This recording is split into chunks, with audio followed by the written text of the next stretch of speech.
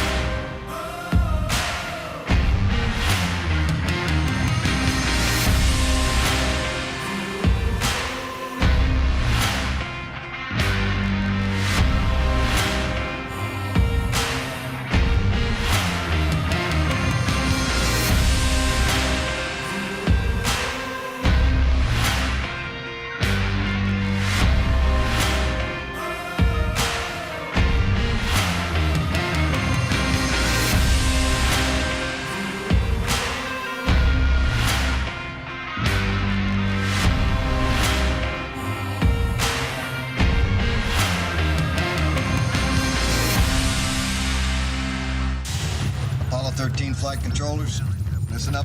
Give me a go, no go for launch. Booster. Go. Retro. Go. Vital. We go fly. Guidance. Guidance go. Procedures. Go. Inco. Go. FAO. We are go. Capcom. We're go flight. Launch control, this is Houston. We are go for launch. Ladies and gentlemen, welcome to tonight's entertainment.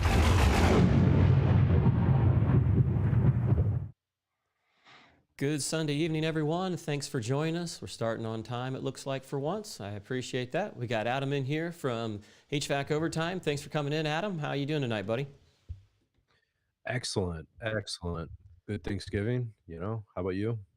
We enjoyed sitting at home and ate a dinner that she made, which she doesn't usually cook, so I actually ate well. Torture.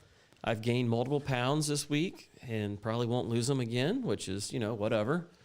And otherwise, it's been fairly decent. I can't complain. Didn't get to see no family or anything like that, but it is what it is nowadays, I think. So our guests out there in the chat, what's going on, Hamilton and El Mondo, and we just got, that's all it's saying anything. You guys don't be afraid to say hi out there. I know we got 22 of you lurking out there, so don't be afraid to say hi. Want to go over some of the video stuff. I did like 3 of them this week. Did one on Wednesday, Thursday, and today. So it was kind of a busy thing. I know. I think there's a misconception on the people that don't usually watch us on the live show because they don't really know who Laura is or what her role is or anything like that. I'm just here. I think people thought she was a service person and that I was making a big deal that, hey, you know, look at this. She knows how to drill a hole and put a UV light in, you know, and that wasn't the point. If you know, my cool crew that comes in here on, you know, my Sunday evenings and stuff, you guys are the awesome ones that would understand that. So I think all you guys got the hint and enjoyed it. And as usual, I got good response from my overtime Facebook page post and stuff. So I think it went really well. He's going to talk about that and stuff. So what did you do? Did you do anything with the family or just sit at home, or what'd you do, Adam? Yeah, I didn't do much this weekend. The only thing I did that was productive, I went to my aunt's house and measured her kitchen so I could help her lay out new cabinets. That was You it. do cabinetry work?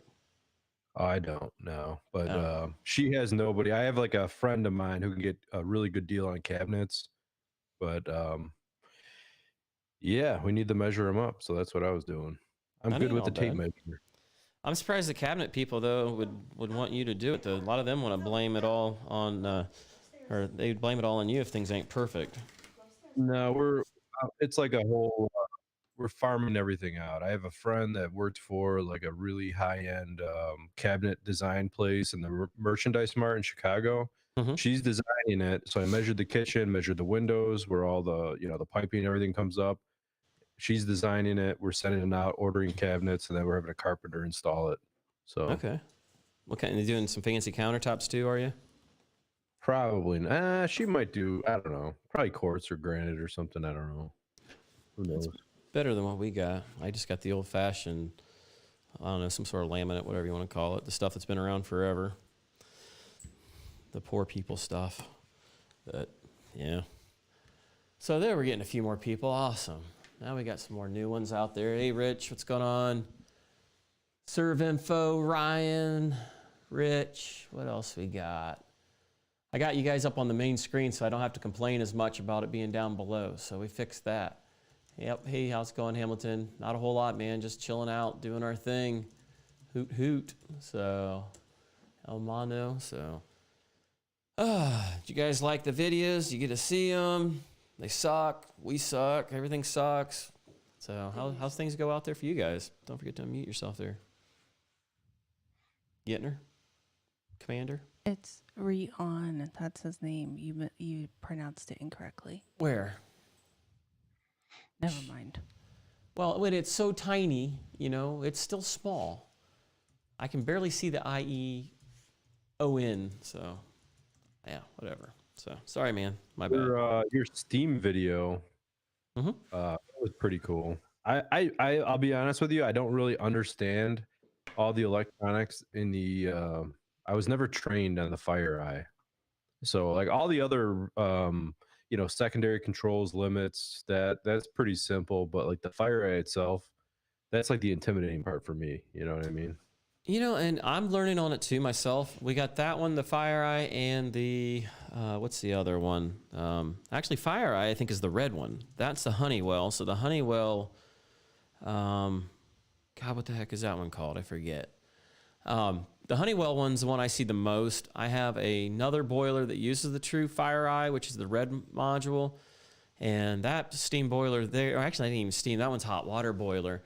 And that one I'm not as well with. I mean, I'm not great at either one of them, but like that valve on that machine, I replaced that last year.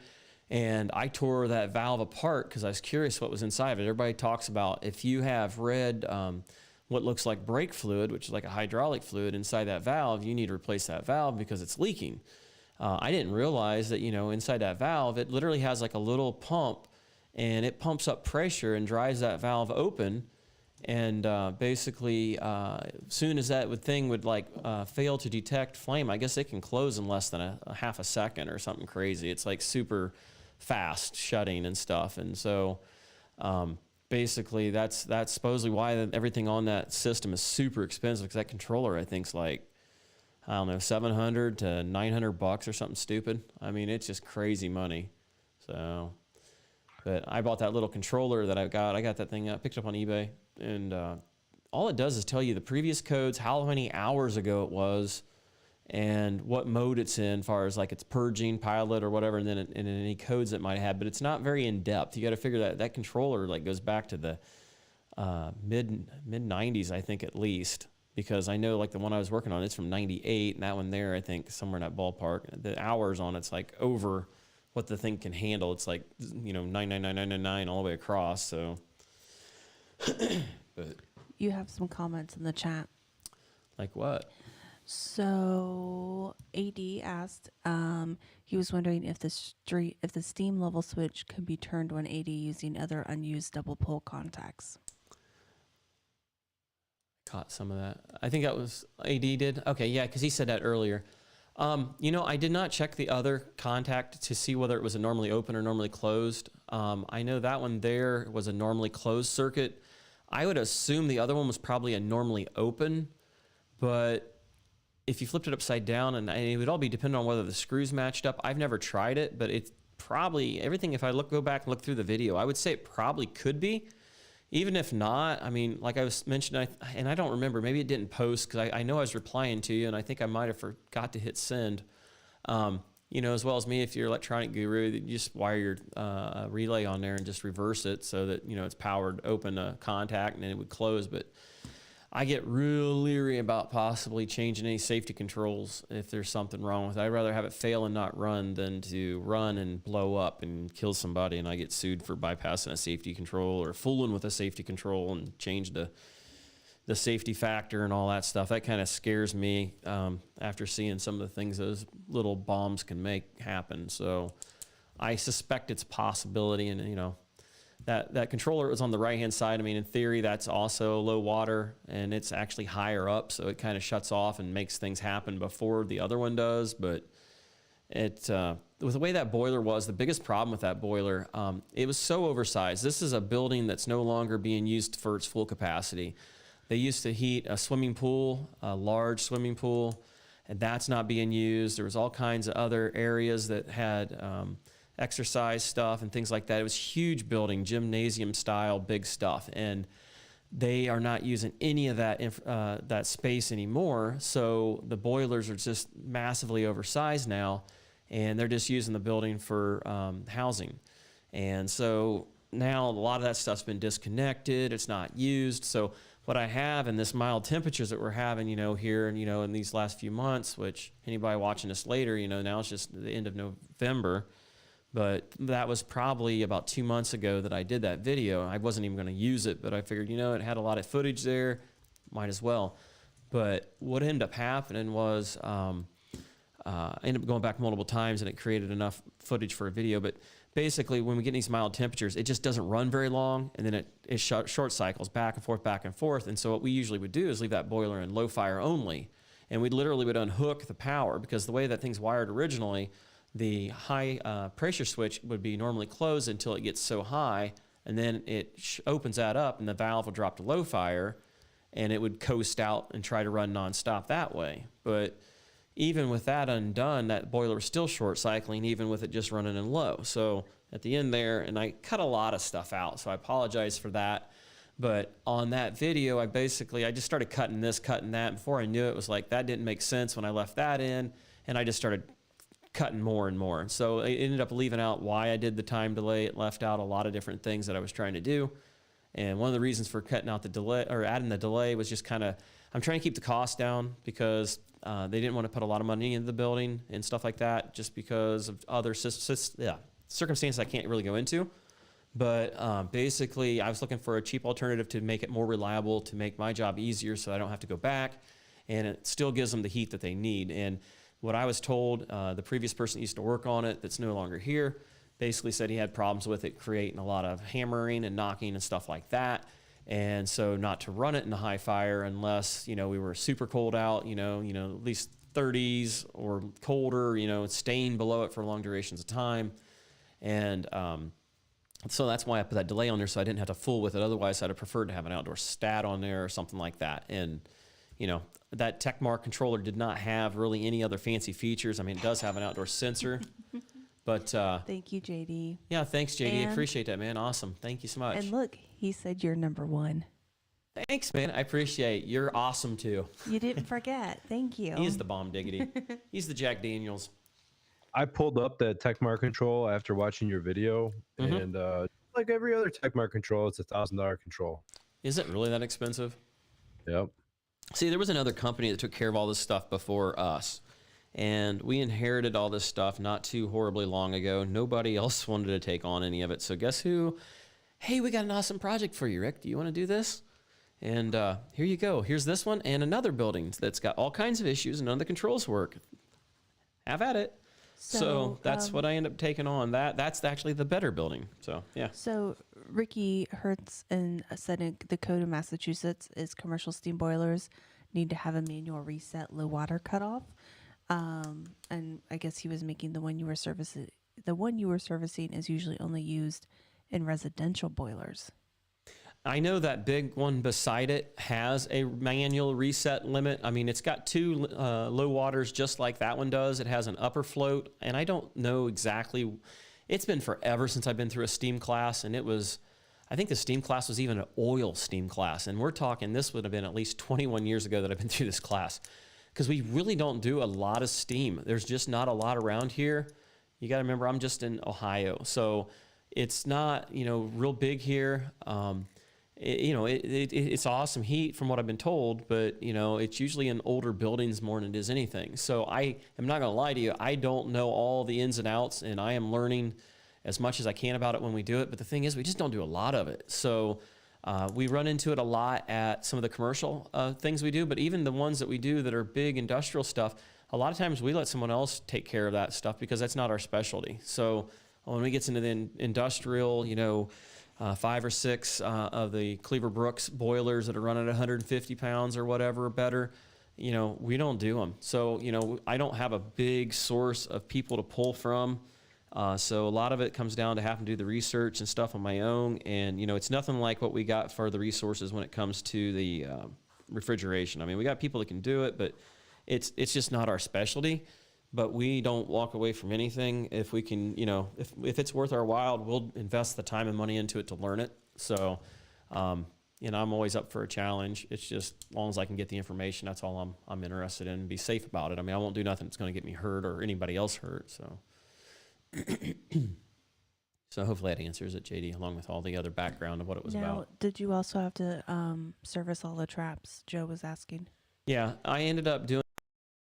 Also, I went through, that's why I ended up tearing apart that steam trap. And there's a couple others, some other places.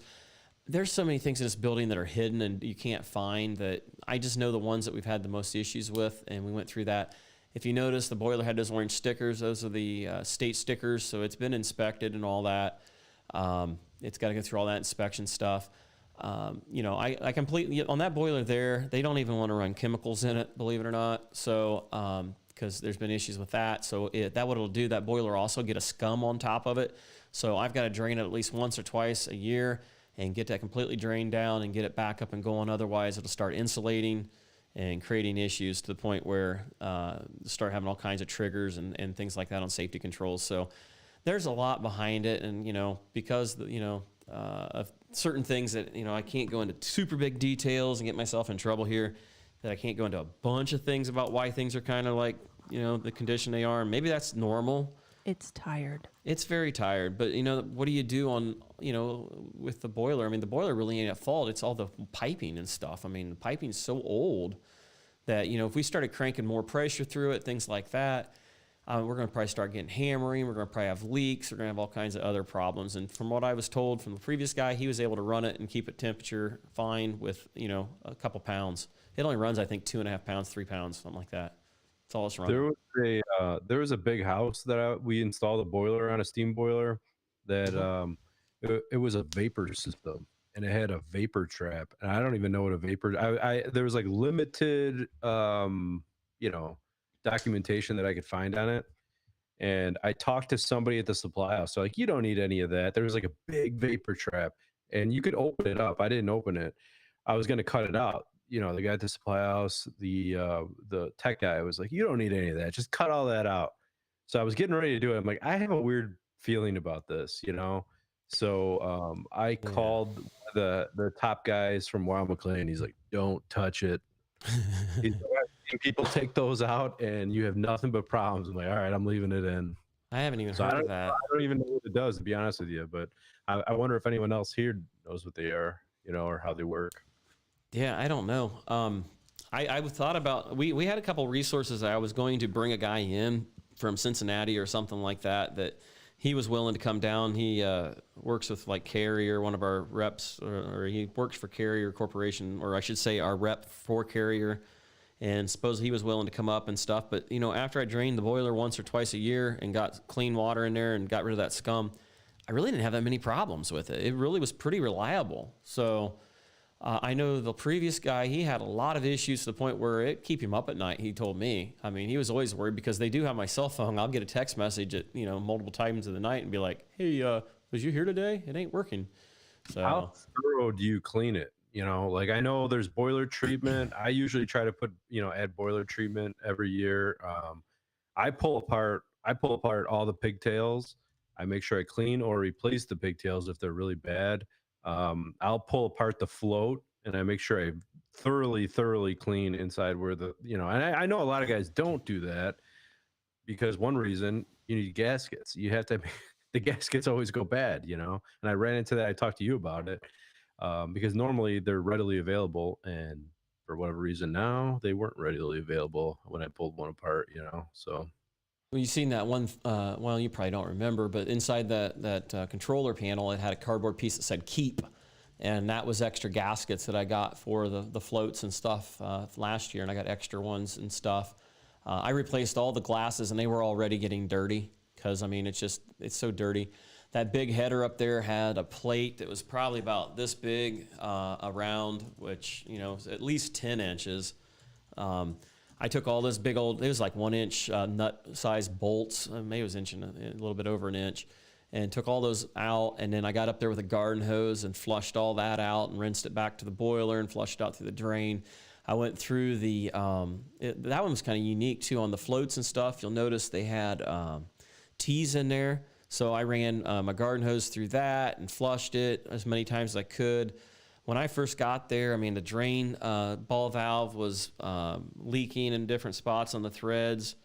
And, you know, it was crazy. I had to go through and just clean so many things up. And right now it's not in bad shape compared to what it was before, but it's better than what it was by far. I mean, it was definitely kind of cruddy. I mean, when you don't know where anything's at, because last year was my first year with that thing, and it wasn't too bad. And then their other building, this place has got quite a few issues too, but it's more hot water boiler, and that one there's got multiple issues.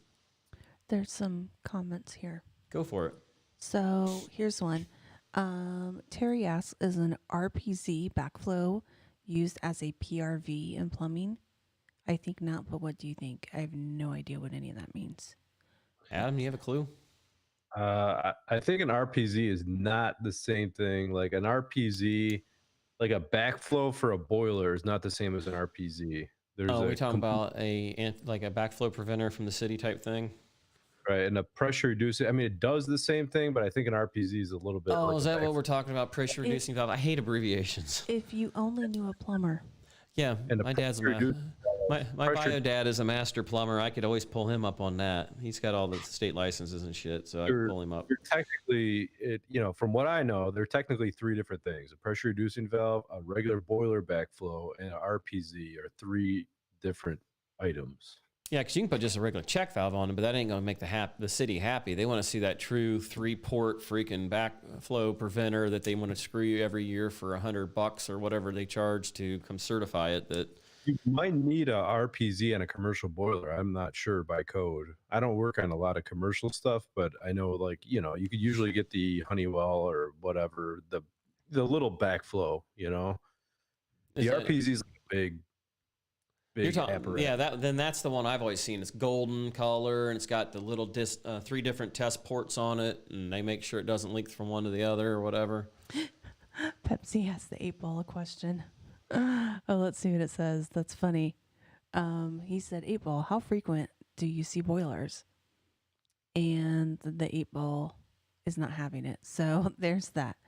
So another question was, and this one's from Dave, and I don't know if this is related to boilers or not, but he said he has 10 small evapes, 1 condenser, and 1 or 2 are calling. Why is the suction so low? I don't think that's boiler related. And is it me? Because I know Ricky Hertz is in here too. Make sure you put it in caps so I know that it is for us, because that way I know for certain that you guys aren't just conversating between each other. But I'm assuming here 10 evapes. 10 small evapes, 1 condenser, and 1 or 2 are calling. Why is the suction lower? I would want to know, are they all the same temperature? As far as they're all operating at medium or low temperature? Are they running at multiple different ones? Are we talking refrigeration, I'm assuming? Because I doubt it's air conditioning. Need more information. Those are probably one of those ones that are like email questions, because that sounds like something that could go on forever. So email me, man. HVACsurvival@gmail. I'd be more than happy to go through whatever I can with you on that. By all means, email me. What else? Let's see. Oh, the guys look like there's a couple guys that have some busy weeks coming up. They've got some installs to do. Detecting Arizona, he said he just changed filters at an Airbnb that hadn't had new filters since the unit was installed, which was 2 years ago. They're optional. Just take them out. You just take them out, like what your sister did. She didn't have a filter in for a week. Yeah, I was going to record it, and she's like, no, you can't do it. My sister called me. She lives down in Columbus, Ohio. And she's like, hey, I have no heat, and was texting me. And I'm like, screw this. Let's do FaceTime, like Messenger, whatever. So I said, go to your furnace. As soon as she pulls it up, it's a Bryant. I'm like, okay, what's going on? I said, it's so easy to do it. I'm like wondering, could we make money doing this over the phone with a video thing? There's a website. I can't remember what it's called, but there's a website where you could like message a professional. And I've seen that I think it's before. called Just Answer. I think it's called Just Answer. And if you're happy with the answer, if they fix it, you'll say this question is worth $20 to me, or whatever. Really? So they put down the price for it, and then you accept it and take the question if you're willing to do it. But if they're not competent enough to figure it out, like with your answer, they won't accept your answer. As long as they accept your answer, you get paid. Oh, yeah. Yeah. That's interesting. What I'm thinking about doing, and I've been meaning to do it for a while, and I would only do this for family anyway, but start recording the most common maintenance things that you do. Checking an igniter, cleaning a condensate trap, checking the burners, cleaning a pilot, relight a pilot, change a thermocouple, check, where some of the components are at, but I would put them all private links and do it for family, because it never fails. I get calls from people that are out of the area. Like, she's in Columbus. That's an hour and a half, almost hour and 3/4 away. But I could have been like, here, go to this video, and here's how you clean the condensate trap, which is all she needed to do. And believe it or not, she got out a pair of channel locks of all things, got the clamps off, yanked it out, blew it all out, and it had crud in the condensate trap, and changed it, and boom. It was funny when you told her blow on that. She's like, what? Do what? I said, blow on it. Don't suck on it. I said, freaking put your lips up there and blow through it. Wipe them off when you're done. Don't be too prissy here, you little wimp. So, and she got it, and it worked. So those traps get pretty nasty too. They do. I clean those on every service. Between that, check resistance and check heat exchanger. I mean, that's just my common thing, and clean flame sensor. That's my routine for every freaking residential I do. The problem is, though, on certain traps, you can't take them apart. You could. What only I do on water. those is, that rubber hose that Carrier's got that's freaking dangling off the right-hand side?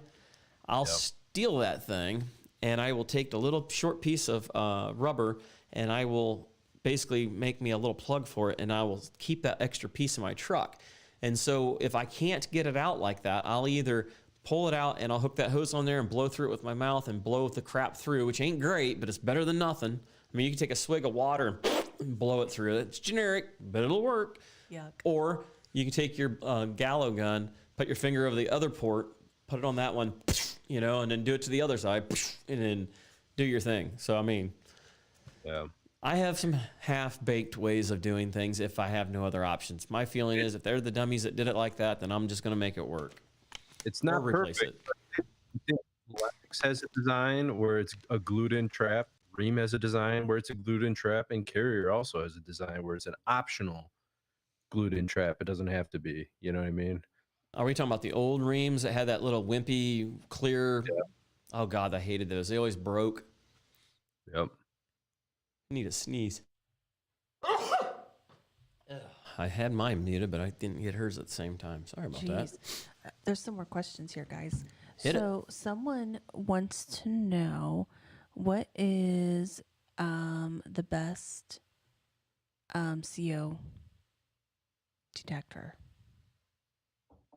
We talk CO detector. I'm assuming he's talking about a combustion analyzer. Like, yeah. So Wild West wants to know who makes a good, reliable CO detector.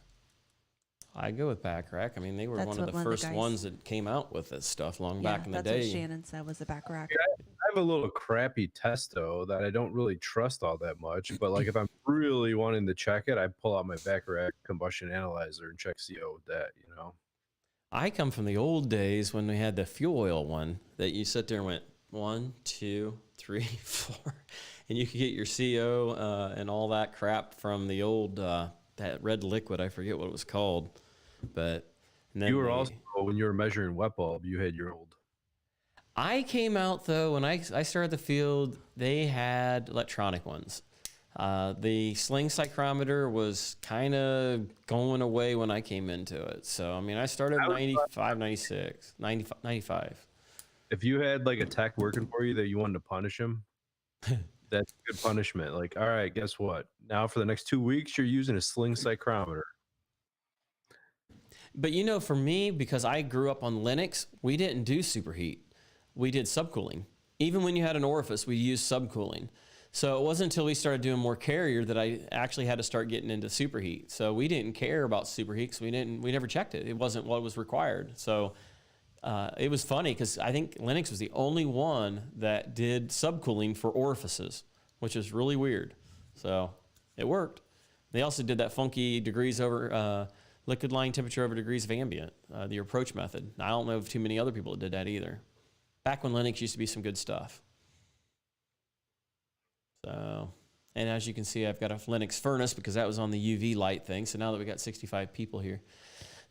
So JD made the comment that the information you provide is priceless. So thank you, JD. Little pat on Rick's back there. And he said his friend's dad checks for gas leaks with a match. You know, I seen that the first few times, and honestly, I've done it. It's not safe. You could probably get in a lot of trouble if the wrong person sees you doing it, and if you happen to hit something that you didn't know was leaking really bad, it probably could be bad.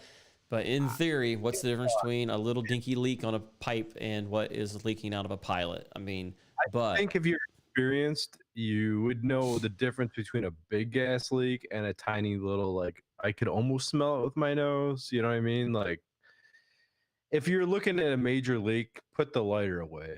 You know what I mean? Yeah, absolutely. That's nuts. I mean, I've had times before I had electronic leak detector, which I just got electronic gas leak detector probably back when that the R290 crap just came out. I never had one. I used soap. I mean, that was the only thing I used for gas leak was soap. You know, I didn't get a fancy pressure pump up test kit until probably 10 years ago, 11 years ago. I used to do every other cheater method or homemade pump up system for checking for, you know, leaks in houses I made my own little pressure deal and everything, but yeah. I don't really like the electronic, to be honest with you. I mean, I probably don't have, I have a back rack. I have the Informant, I think it is. Mm-hmm. It's okay. But I mean, prior to that, I was using, I think it's called VisiGlow, that like yellow tube with the dauber on the end.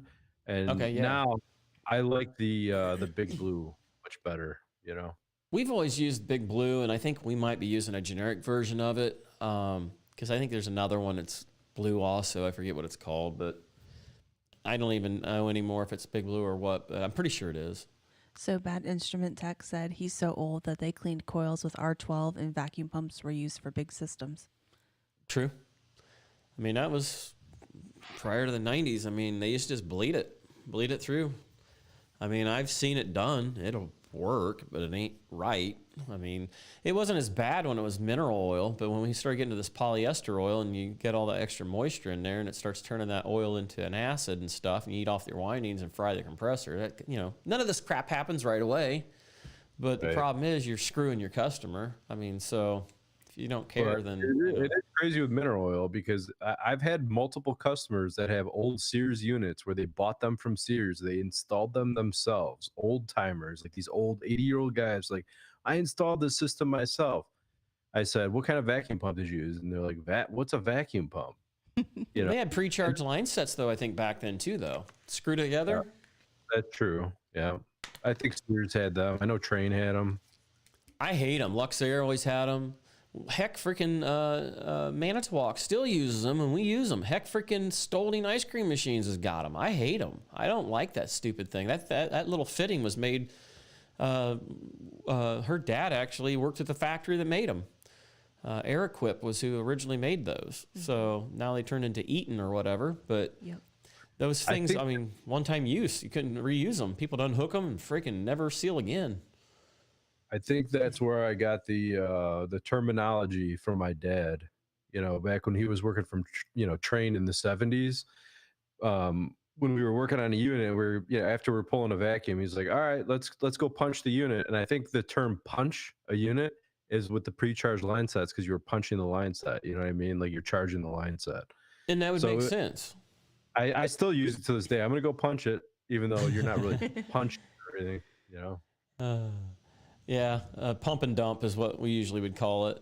Shannon, I love Snoop, man. Before I left my previous company, we started a or like an Ace Hardware or whatever you want to call it at the shop, and that was available for the first time. And I found some freaking leaks that Big Blue did not find that Snoop did, and that was some crazy crap. So here's a good question for both of you, since you guys both do boilers. Pepsi wants to know, what is the most common problem with boilers that you run into? Water or steam? I would say probably more with water. For me, it's expansion tanks, bleeders, and fill valves. Exactly. I mean, it just never fails. It's always that. Steam is usually lack of maintenance. 100%. Do you feel like people just see it as, oh, it's just old technology and nothing ever goes wrong with it, so they just don't maintain it like they should? I think they just think it's working, so why should I screw with it? I'll make it worse. Yeah, I mean, if you have like one of those old McDonald Miller blow down valves, like, you have to exercise, even in the summer, you have to exercise the float inside of there, or all the crud will get it to stick. You know what I mean? So I don't think people realize how temperamental it is. And a lot of times I've run, new customers, I go to a steam boiler where, techs have been there and they just crank up the pressure. And they're running the thing at a super high pressure, much higher than it should be running at, just because they either have whatever, bad traps, bad vents, something like that, Wow. See, I've only done probably, prior to coming here, I probably did maybe 2 or 3 different steam systems, maybe 4, not that many. So, I mean, and everybody was always scared of them. So it was like, everybody's like, oh, that's steam. Yeah, and they'd want to walk away from it and stuff like that. And then, so that was the mentality I dealt with for the longest time. And it was like, well, okay, well, what's so big about this? Let's figure this out. So, I mean, realistically, there's only on a steam system inside of the boiler portion of it, there's like usually only one moving part, which is the float, if you have a float and it's not a sensor, right? Yeah. So like there's no moving parts. It's all just like switches and yeah, and it's not like you have to bleed it. I mean, I'm still amazed by how it works. I mean, it goes up and down. A vapor stat or pressure control that kind of moves inside of there. It's a little bit mechanical, but yeah, because that one there is all mechanical. Now that one to the right, it has the electronic one, And that one though, and I almost wonder if the controls aren't set right on that one because it's so high. That one will fail out if it gets too much water in it, where the other one doesn't care. It just runs. And that big one there, I've not hardly used that one at all. That one kind of scares me a little bit because it's so freaking big. It's like, I don't know. It's not needed. You can see off the top of the header. I mean, it's got 4 freaking pipes coming off the top, and you know I guess they used to run both of them at one time, and then finally they just found out you didn't need to. And I bet they ran at higher pressures too back before. And like I said, that guy's got it tuned down between 2.5, 3 pounds area. I've hardly ever seen it in the gauge on there prior to last year. They had like a 30 pounder on there. I dropped it down to 15, so now I can at least see it move. So that's interesting because I don't work on a ton of steam either, because steam is kind of like a dying breed. In Chicago, I'll run into steam most of the time, and it will be in Chicago. Otherwise, once in a blue moon, I'll see it on the outside of Chicago. But reading Dan, I never know how to pronounce his last name. Is it Houlihan, or whatever? I don't know. I think I remember that name, Houlihan. But like one of the things he said is, like, if the Empire State Building could run on less than 1 pound of steam, pretty much any building could run less than 1 pound of steam. You know what I mean? Wow. That's crazy. And you know, when I was searching for a name to name it, because I was trying to find what would get the best search rankings and stuff, I found a bunch of really good sites on it. So I subscribe to a couple of them. I'm gonna watch it. I mean, some of them are like factory stuff, so I'm gonna watch a few of them, see if I can learn something new on any of it. So I'm kind of looking forward to that. So Joe Stinson said there's a great steam channel, Gordon Schweizer. He's awesome. That dude is like the steam boiler whisperer. Yeah, these guys here, they were like doing some industrial stuff, because that's what I'd like. I'd like to maybe go to the Cleaver Brooks School or something like that. Problem is, like I said, I hate going to school for stuff that I don't get to do very often, and then you never get good at it. And that's what I hate. Or you learn it and then you forget it because you don't use it, right? Correct. I mean, I've been to chiller school twice, 3-day, 4-day class from Carrier themselves, and, you know, I haven't hardly got to work on any. But, you know, and all of them that we work on usually are special applications. So it's like, well, but, you know, like when I was on call last time, you know, I just basically asked the guy, what temperature do you guys usually run at? And the guy knew it. And it wasn't even nothing to do with that stuff. Here was a freaking pump wasn't working. So, I mean, for new guys out there, man, you know, I got to go through it too. Don't overthink it. Find out how it normally runs. Get the basis of things and just go at it as ask the questions and then think it out, and you'll figure it out. So for any of those new guys out there, you just got to tear it apart one piece at a time. That's what I'm doing. Like my first steam boiler that I worked on, it was prior to reading any books or investigating how steam works. So I kind of thought that was the way it should have been. You know what I mean? And they were running it on a high pressure. The water level was off. The feeder valve was not working properly. It was not feeding properly. So it was like overfilled with water in the boiler.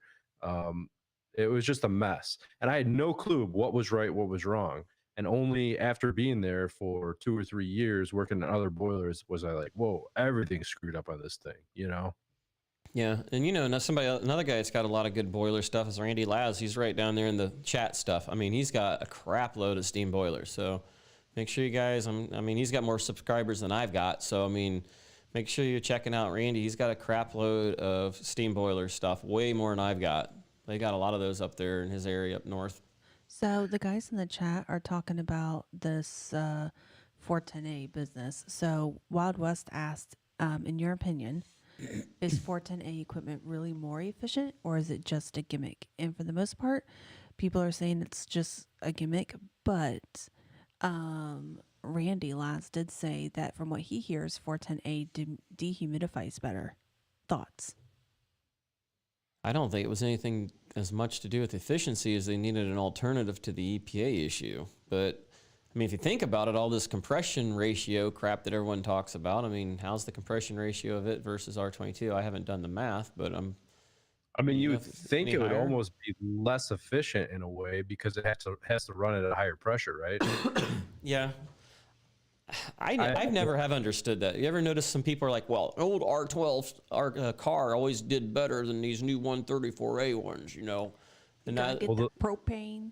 no, this is 134A No, versus. I know I'm just being silly, Yeah. but someone else made comments about how everybody's switching. At least supermarkets are moving to CO2 and propane. Well, the propane is more efficient far as the little units. I mean, it uses less refrigerant. The condensers are smaller, so you're saving money on materials for making it. The compressors are smaller. It's using smaller charge. So, I mean, it truly is more efficient. But for the supermarket thing, I mean, the CO2 thing, I don't know if they're 100% certain whether that CO2 is going to be the way to go or if they're going to come up with something else.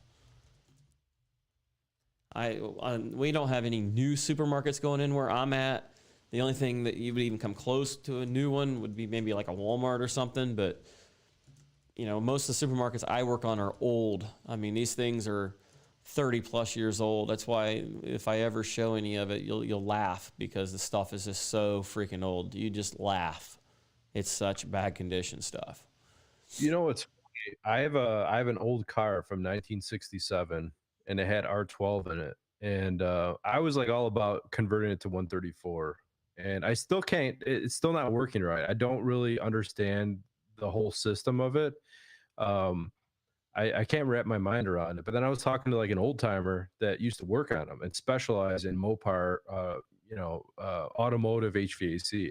And he said they used to get complaints all the time with the old R12 systems that in certain situations, it would actually shoot frost out of the vents because it's so cold, the air coming out. And I'm like, I would like yeah, that. definitely not doing that right now. Is it a Chrysler, you said? It's a Plymouth, yeah. So I know, because I did automotive, like when I first started, I did a lot of conversions from 12 to 34A. It was kind of a half-assed conversion. I would dump the PAG oil, or yeah, it was PAG. I think it was in a can from AutoZone. I dumped the canned oil in on top of it, and then I would pull a vac on it, and then charge it with 134A, 80% of the charge, and add the little things. And eventually, at the end, I didn't even add those. I just wrote it on it, and the crap usually worked fine.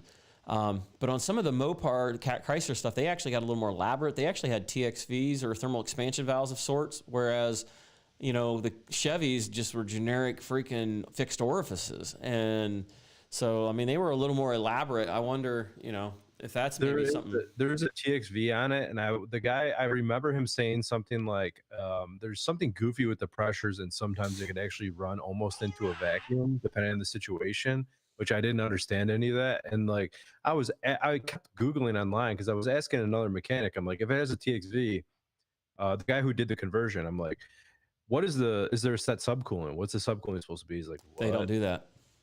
What? They don't do like, that. If you could just tell me the subcoolant, I could figure this shit out myself. I don't need any of you people. Good luck. Weight, man. It's all about the weight.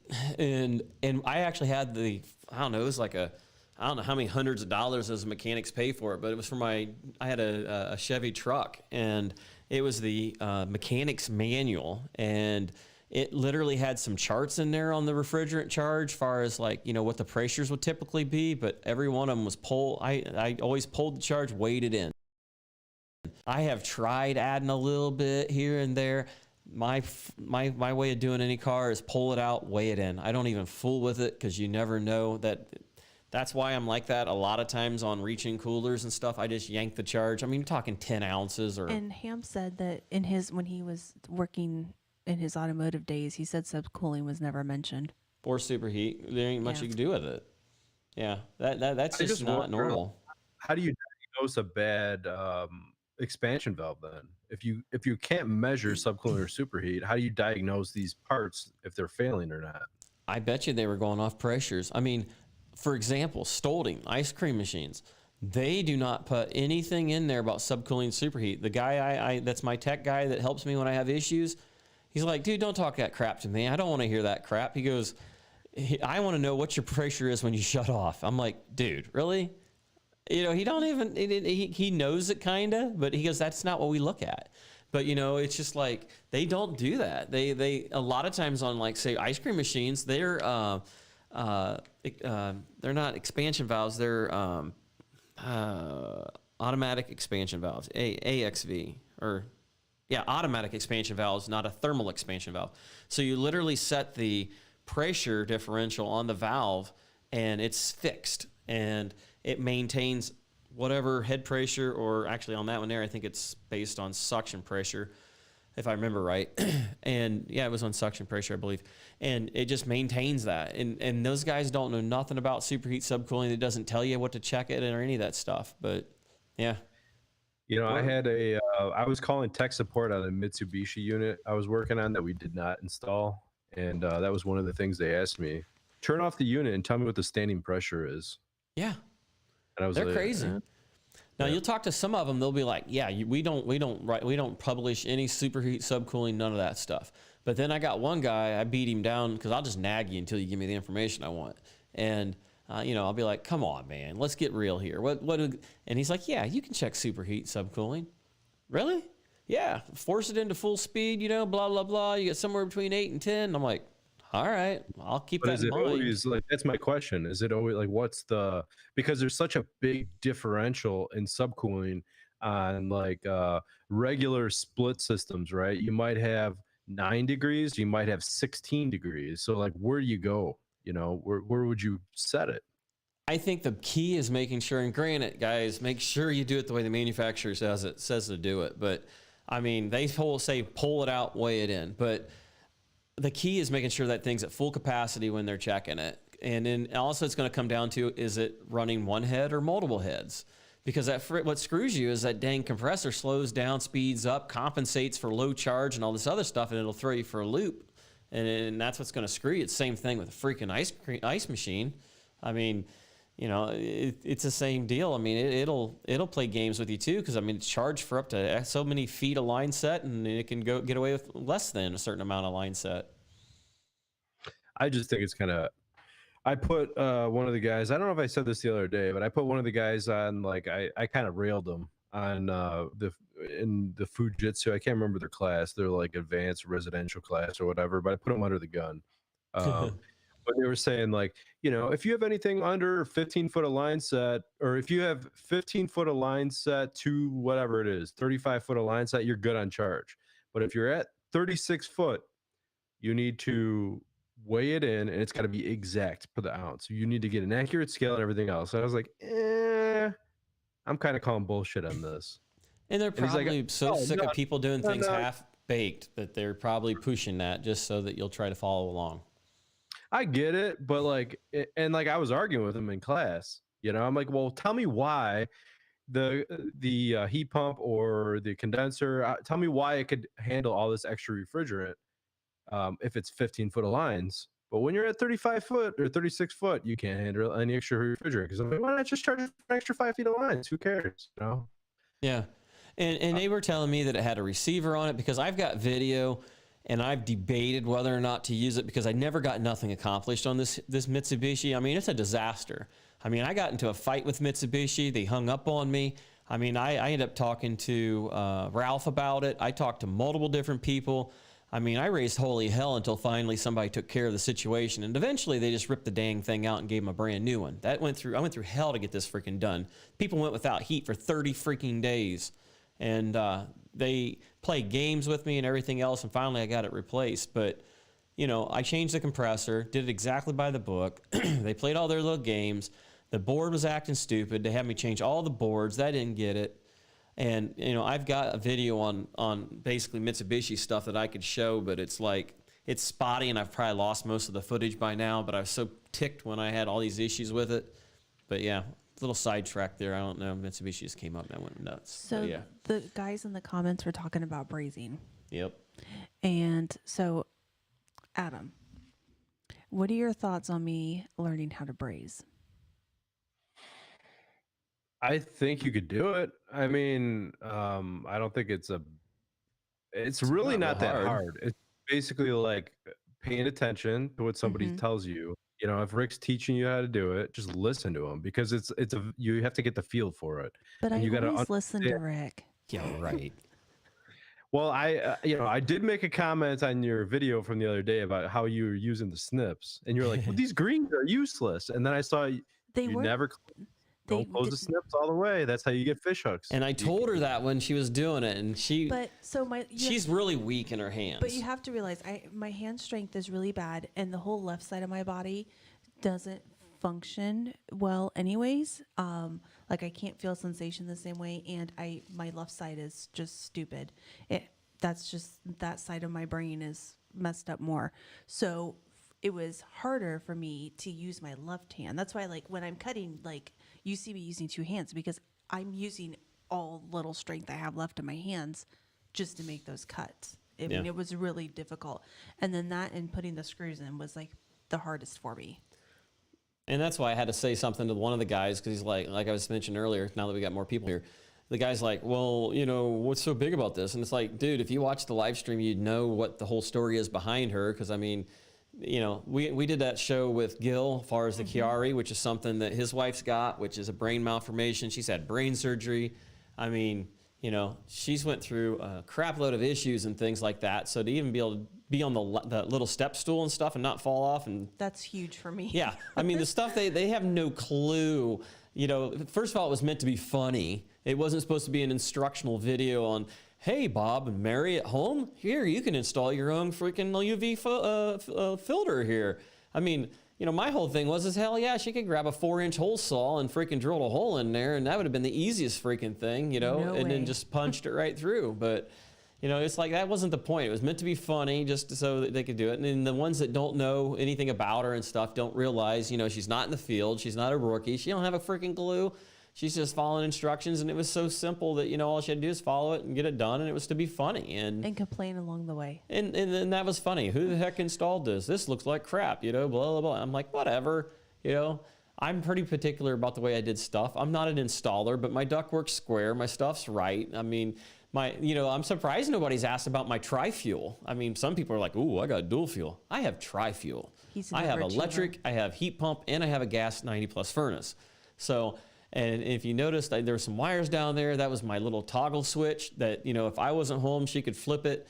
It was set up so that if I ran the heat pump and the electric strips would run until, the heat pump couldn't keep up in addition to it. Or if the LP was cheaper, it was built to go for the 90 plus, and just run that when it got colder. But, I'm not using that right now. And when I had it actually in use and it was powered up, I said, that thing was all boxed in to where people can get shocked. Plus, it's just me and her now. There's no kids here to get into it. And all the breakers are off on it. So one guy's like, well, you got that all hacked in there. You're going to shut down a whole city. And it's like, dude, I'm waiting for people to ask about it. It's like nothing fancy. It's crap I dug out of the trash and I put it in above my furnace. And stuff always happens when you're not home.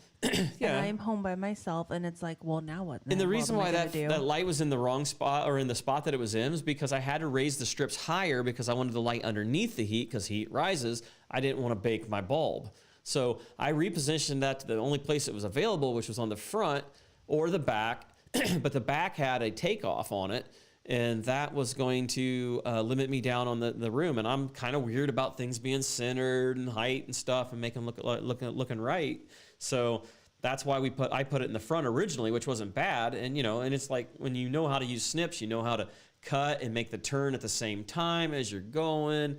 I mean, even though I'm not an installer, I can do a fairly decent install. So I mean, I just don't like doing it. And but that the people that didn't get that and that might be watching it now, that was the reason why we did the video, was for just kind of fun and giggles. So if there's anybody out there that ends up watching it that don't usually watch here, that was the reasoning for it. So then we had the electrocution video that I did on Wednesday. That was a lot of fun. Your electrocution one. Yeah.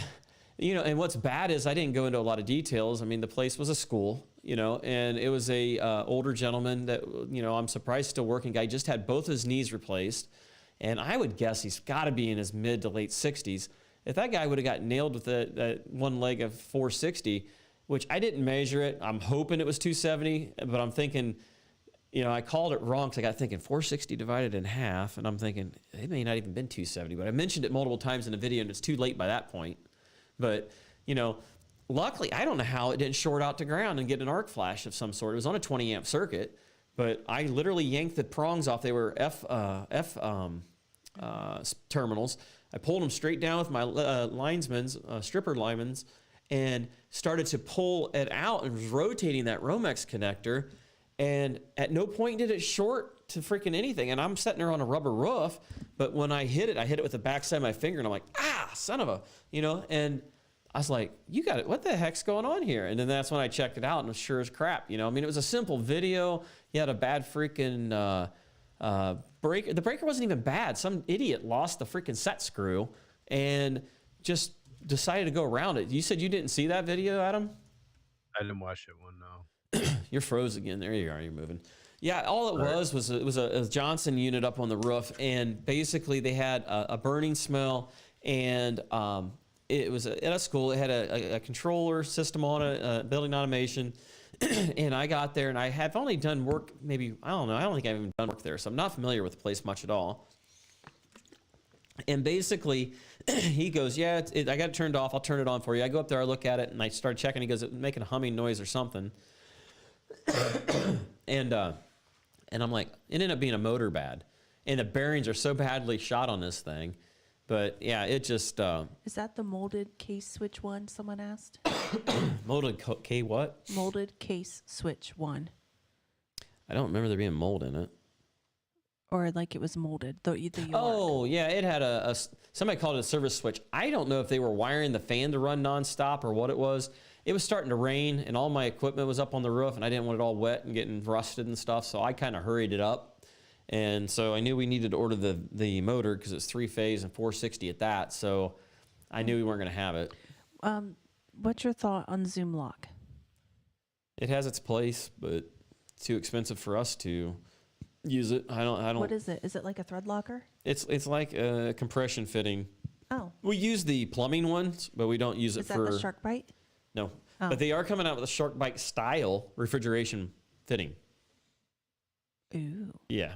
I don't know if I trust it. Ooh. You got to remember, the guys I work with are diehard refrigeration guys, and That's true. They ain't going to go with that pansy type stuff. I mean, there's times where it'd be great, but the machine is, I think, $1,300 or something like that?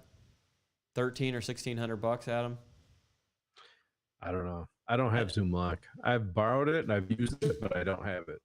It's super expensive. I mean, it's got its place. If you're like in a nursing home where you got to have a permit for when you do hot work, and you got to have somebody stand there and watch and all this other crap that the state requires, then yeah, it might be a good idea to have it. But so what's an alternative that you could use instead of Zoom Lock?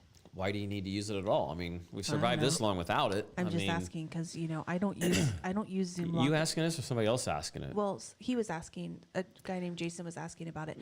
I personally don't use Zoom Lock in labor and delivery, but that's just me. Yeah. There was a Larkin or something weird that made some funky fitting, but they had a lot of issues with it.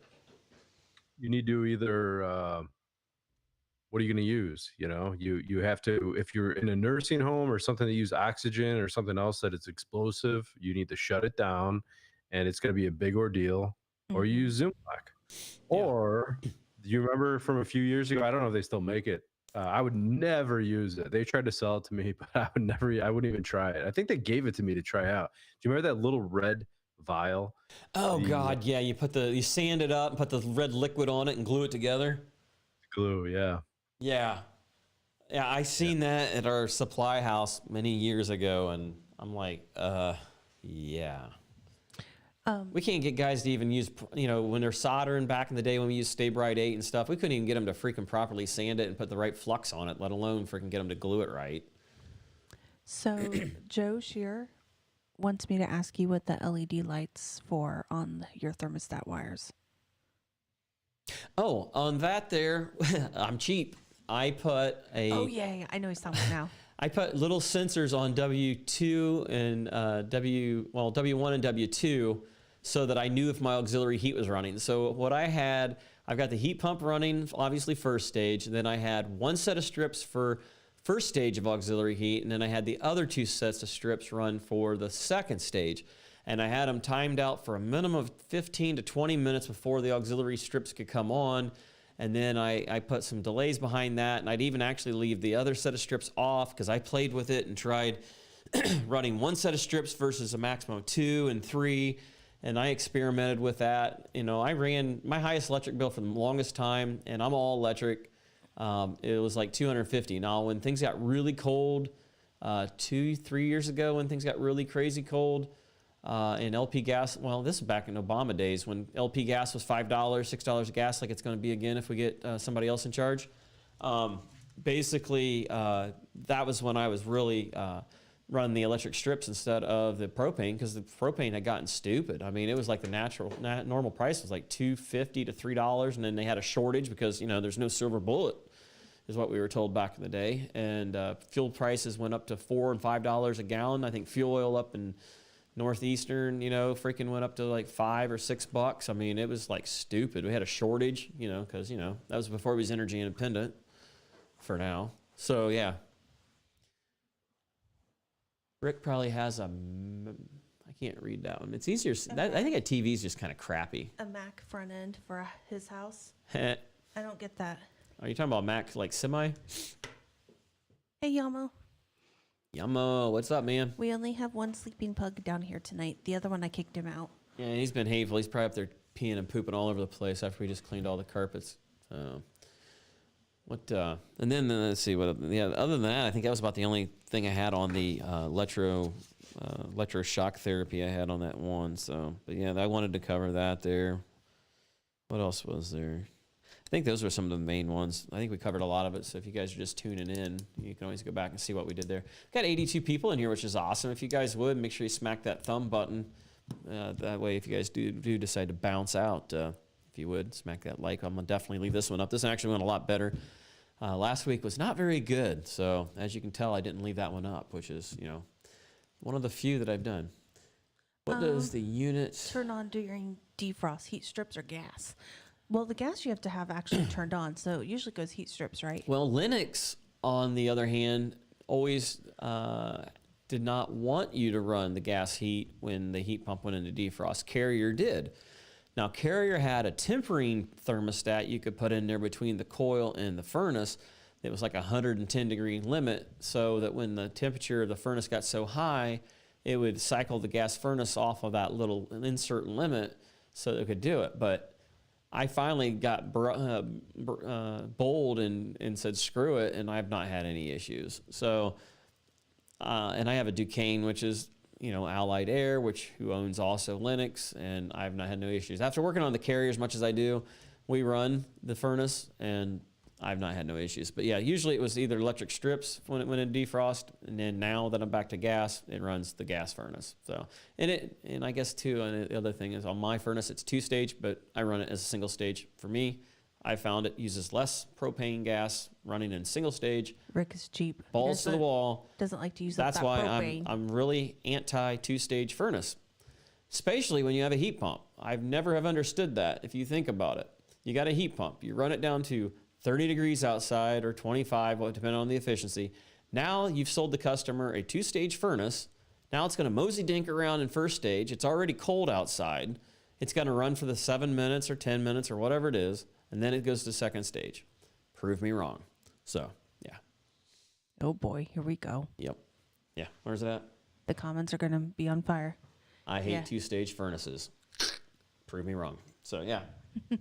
Got to put my sign out there in front. So, lost a couple people. Son of a biscuit, man. You got to keep this stuff real. You're being so hateful. I am hateful. I'm a hateful person sometimes. Against 2-stage furnaces. 2-stage furnaces is where it's not at. So, what about you, Adam? You like 2-stage furnaces? I don't mind it probably on natural gas where it's free. Yeah, I pretty much always install at least a 2-stage furnace, if not a modulating furnace, on everything. With a heat pump? I don't really do heat pumps. Then I'd have no problem with it. I mean, myself personally, I love them for like just straight air conditioning and gas furnace. I don't have no problem with that. Gives you some leeway if it's not perfectly sized and all that other stuff, or the ductwork's an issue. I mean, propane's a whole different animal, right? It's a lot more expensive than natural gas, so... It is more. I mean, right now it's like $2 and 20 something a gallon. I think it's what 140,000 therm. I forget how to calculate it. The guy I used to work with used to work for the propane company. He told me how that works, but I don't even remember now. But we just buy it and take it. I tried a red bottle. Yeah, HVACO 14853. He tried it. It's like $40 a bottle. Yeah, I wasn't too. I never tried it, but it looks like it was just problematic. I saw Dr. Z made a video years ago on it, and that was entertaining. He did like a pressure test video on it to see if it would hold, and then he dragged it behind his truck, this pipe caps on it until it blew. Jeez. Yeah, I don't know. I think the big question would be heat it up, cool it down, heat it up, cool it down, or like throw it through a defrost or something like that. That's where I think it'd be, because that's where I think I see a lot of issues fails when you're going from extreme, like for like a lot of the grocery stores when we have hot gas defrost defrost. We jam in hot gas right into it right after it was just at like below freezing, and now all of a sudden we're jamming hot gas in there trying to melt the ice off. So, I mean, yeah, that's a good way to start getting your cracks and stuff like that in your weld joints, let alone freaking glued together stuff. Yeah, flare joint, you could do that. Especially if you're doing refrigeration. I mean, most of that crap's low pressure most of the time anyhow. So Shannon said that low stage causes the inside of the heat exchanger to build up excessive rust. It's going to condensate possibly more. Oh, I hate it when things Of course, in all condensate. reality, I mean, if it's properly set up, I mean, you figure the furnace would the blower would slow down, the draft motor is going to slow down. I mean, if it was properly designed from the factory, it shouldn't. But And are those could see made it. out of aluminum? The heat exchangers? What are those made out of? stainless. Depends. Some of them are Sometimes they're stainless galvanized. Yeah.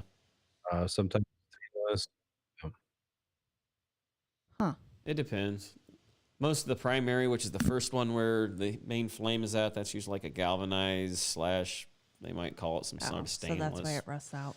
Mixed breed of some sort type thing. And then you've got the secondary, though, is usually like an actual stainless, because that's where the condensation is going to be at, and it's acidic, and it'll eat through the metal.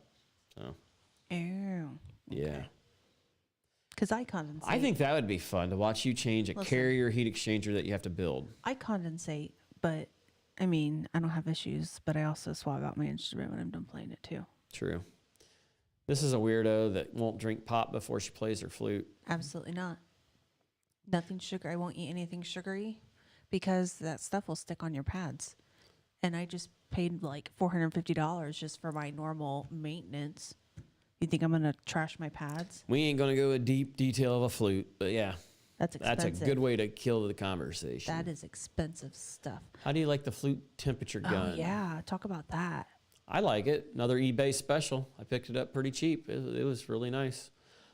Flute came out with one for skin temperature now. It looks just like the 62 yeah. Plus Max, which is what mine is, 62 Max Plus. I don't use it for a lot of stuff. I use it mainly for, that's my poor man's sight glass for the receiver. I don't have that fancy freaking thermal imager anymore because it broke. It went bad. I was using it. So, and then I ended up selling it. It was that Snap-on. I picked that up fairly affordable off of Facebook Marketplace. Got it for like $200. Sold it after it didn't work. Let the guy even know it didn't work, and I still sold it for like $300 and something. So For parts. yeah, I told him up front. I said it's going to cost you $200 to get it fixed. I said you'll have $500 into a $700, $800 unit. He paid for it, and I sent it out to Pennsylvania, I think. So. Yeah, I don't think I'm going to spend that kind of money on a thermal imager again. I really didn't use it as much as I thought. Do you have one, Adam? I do. And I probably use it maybe a handful of times per year. So you don't use it much either? Not at all. Yeah, I think it ended up kind of turning into a gimmick thing or something. It was neat at first. You found all these different reasons for it, but then you never use it much. I mean, sometimes I do, like, you need it. You know what I mean? Like, I've found breaks in old style radiant systems under concrete, or when they're running fin tube and they drop the concrete down under, or drop the copper down under the concrete and pop back up in another room. You could easily see stuff like that, right? But yeah, just like specialty situations that's all I use it for, I guess. Justin? Yeah, so this is a good one. So I guess, Justin, I would want to know, are you a new tech, or are you like in school or whatnot, but he wants to know which electrical meter should he ask for Christmas. And he would prefer one with an amp clamp and go. I would say, is it your only one you got? So is this your first one? So it's going to be your primary meter. I mean, if you're looking for the most bang for the buck, you're not going to beat Field Piece. I mean, they've got the most accessories and gizmos and probably, the best technical support, available. I like He's a new Fluke. tech. I like Fluke, but, Fluke ain't perfect. I mean, they don't give you a lot of bang for your buck. I mean, they're freaking cheap when it comes down to it, as far as being tightwads. They don't give you much extra. I mean, it's that stupid 902 FC I got. I think it sells for $250, $260, and all it's got is amperage, voltage, resistance only up to I think 60,000 ohms. I don't think it even has millivolts. It's got microamps, and that's about it. It is temperature too. I like the Fluke. I'm a Fluke guy. But I have the 902 FC. It is more expensive, but here's the thing. I've had Field Piece let me down where I've been, shocked because showing me a false negative. And then also UEI. UEI has happened multiple times on multiple different meters that I borrow from friends. So after a certain, working at a job site, I'm like, pass me your meter. And I use it. Oh, we got no volts here. Okay. boom. Yeah. And then I get it. I get lit up by it. And then after that happened 2 or 3 times, I'm like, UEI sucks. I will never buy a UEI. I'm sorry. And maybe they're better now. Maybe those meters, maybe it was an old style meter that just was known for an issue. Maybe it was low on batteries. I don't know. But my Fluke has never done that to me. You know what I noticed about the Fluke, and it's not even my good Fluke. My really good Fluke is my 376. I mean, that's a $450 meter. And I don't hardly ever use it because I don't want to get it scratched up because I'm a girl like that. I don't like it to get wore up and tore up. I just don't need that much meter. I mean, that's like the 350 Chevy engine there. I just don't need that much power when the 4-cylinder will do it. So the 902 is my beater meter, as I call it. But nice thing I love about it is it's fast and accurate. It's slow sometimes about getting to that last 0.2, 0.1 amp, but it always seems to, no matter where you're at on cheaper meters. You ever notice, they tell you the most accurate spot's usually right in the middle of the wire, right in the middle of the clamp. With the Fluke, it don't seem to matter if it's at the very edge, all the way to the end. It seems to hold it no matter where it's at. Are you throwing gang signs there, bud? For real. Also, the difference between measuring microfarad on a Field Piece versus a Fluke is night and day, in my experience. I don't know if it is on all meters, but the Fluke, you're checking a capacitor, boom, you have your readings immediately. Field Piece, the UEI was horrible about that because they were using 2 AAA batteries, and it would take forever. And Joe, I do have the Fluke 87.5, I have the 376, I have the 112, I have the 117. I'm a Fluke fanatic. I got so many freaking meters I don't even use. I mean, I've got that one back there, sitting there. I've got 2 or 3 in my freaking truck. I just don't even use them. Made comments that he thought Fluke got sold to the Chinese. Is that true? The Chinese make their stuff. I mean, there's only a few meters that Fluke makes in the United States. The 87.5 was still made in America. I think the what is it? The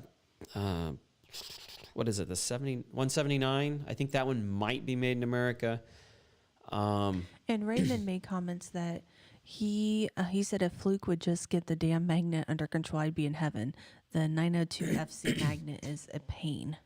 And I stole the magnet off my 376, but I bought a cheap magnet on eBay because you can buy the T-Pack thing for $19, the fake version. It says Fluke on it, believe it or not, but the where they cut to corners at, and basically I put that on my 376 because I'm just not using it much. So yeah, JD said Rick has a meter you can have. LOL. For that guy that's a new tech, Justin, that was asking about meters. That's funny. I don't, and if you guys remember, if you watch my old videos, I had Amp Probe, which Amp Probe got bought out by Fluke. And so how I got the 376, and I am really surprised to this day, they gave me that 376 Fluke for free because I had 2 problems in a row with that Amp Probe. And the Amp Probe I had, now the Amp Probe was very accurate. It's a power meter. It was in their power meter conversions or in their meter claims. its accuracy was better than most of the flukes. I mean, it was like 0.002 on some stuff. I mean, it was super stupid accurate to the point where we just don't need that accurate. But the reason why I got that amp probe that I had is because it did DC amperage, because I was doing generators. It also did power factor, because I was doing generators. And, you know, power factor was something nobody had at the time. You know, freaking the stuff that just came out recently, very few had it. And it had phase rotation, and it had inrush. It has so much crap on it, it's ridiculous. But the problem is the battery goes dead fast on it. It's not always accurate on the frequency that it was supposed to be. It was supposed to be more accurate on freak drives because it has low pass filter, but it don't. The 87.5 is dead on. The 376 can do it all through the clamp. Matter of fact, you can't even measure frequency through the clamp or through the leads, only through the clamp. And that baby is dead nuts on the freaking clamp. I've never would in a million years seen that, would have figured that. So That's kind of weird though, because from my understanding, Amprobe and Fluke is the same company, is it not? they own it, but it's made in China, just like the Fluke is. I mean, that 902 FC is made in China. $200 and some meter and make it in China.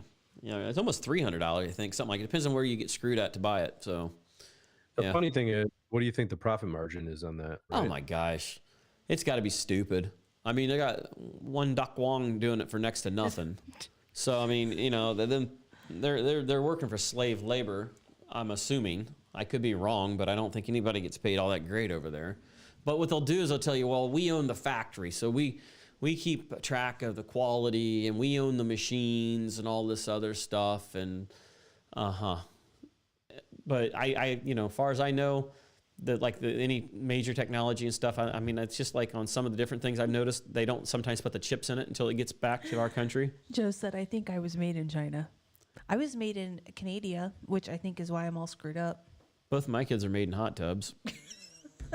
So, yeah. I was not a part of that, just so you guys know. Not One me. one was made down in Gatlinburg, and the other one was made over in Indiana. So, yeah.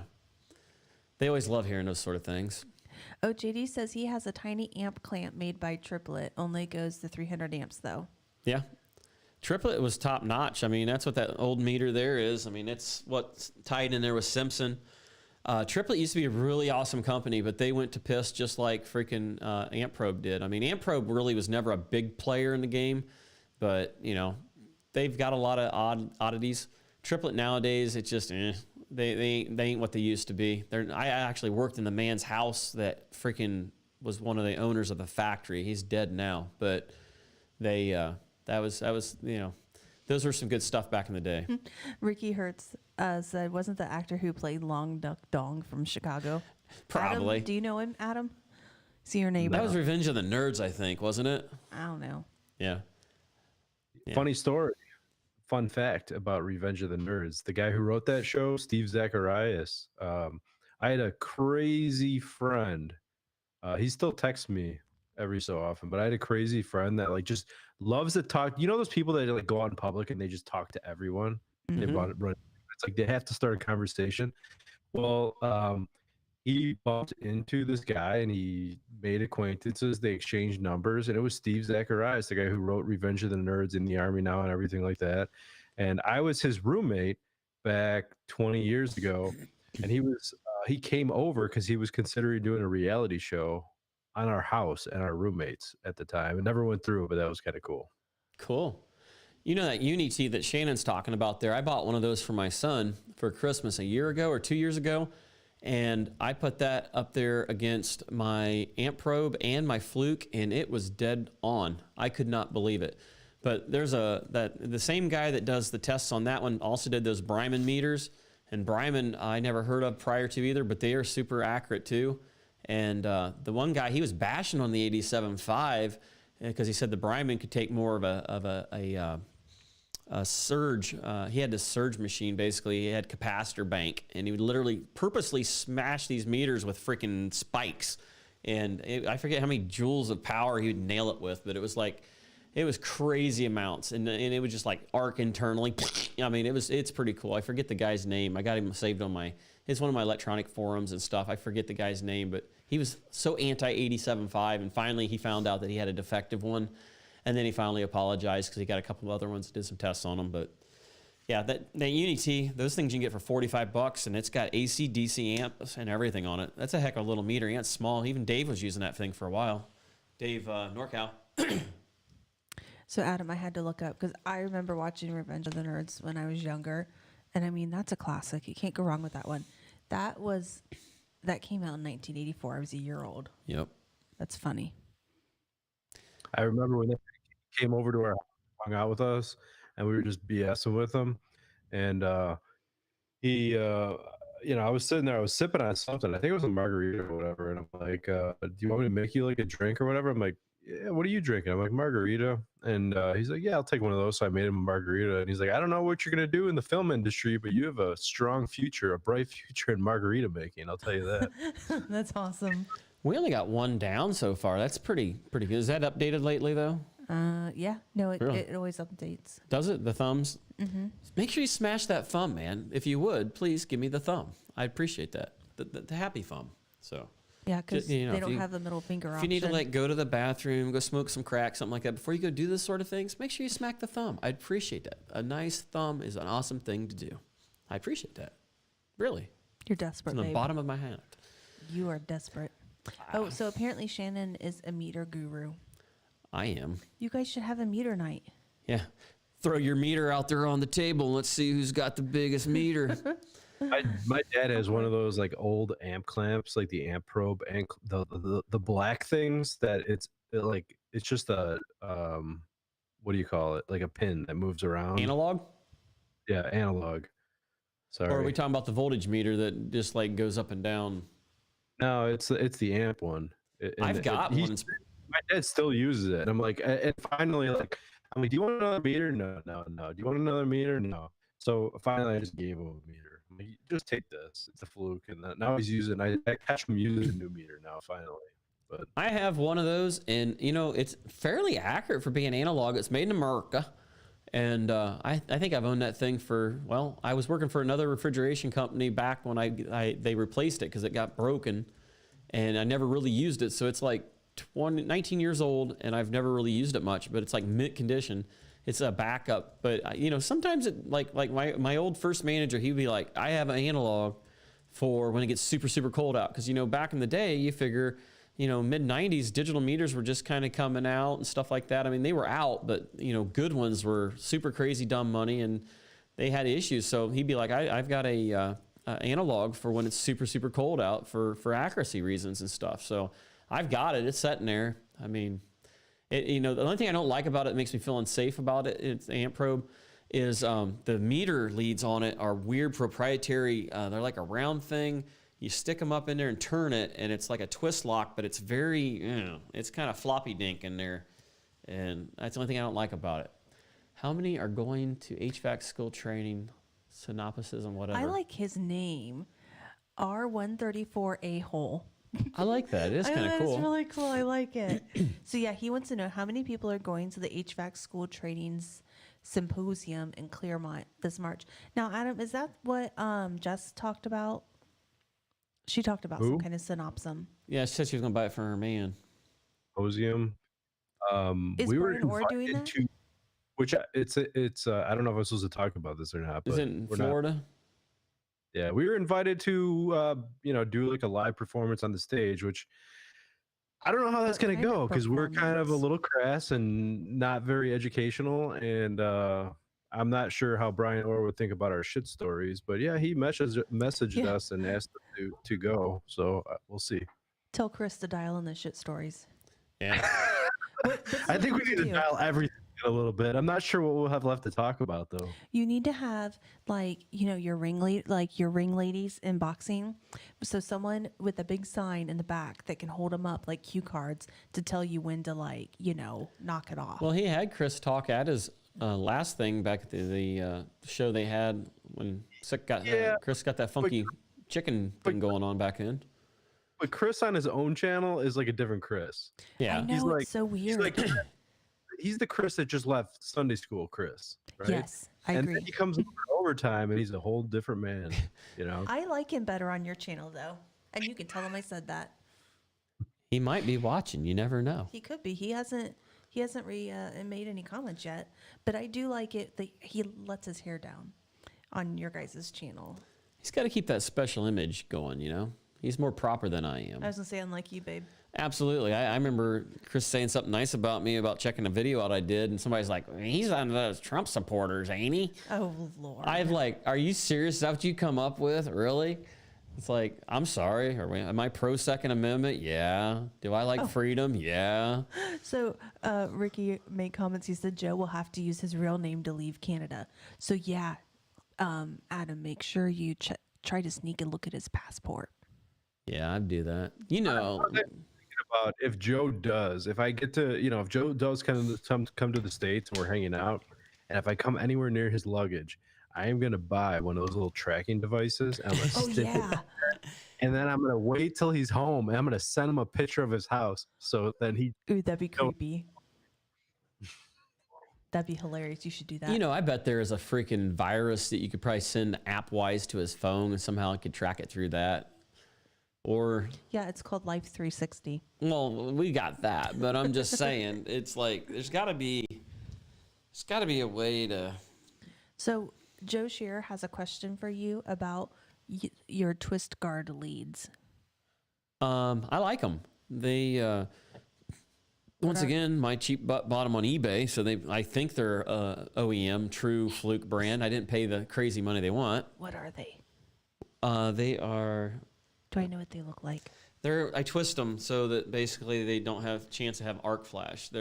When I twist them, they show exposed metal about yay long, and then when I turn them the other way, like just a little it tip. clicks up and down.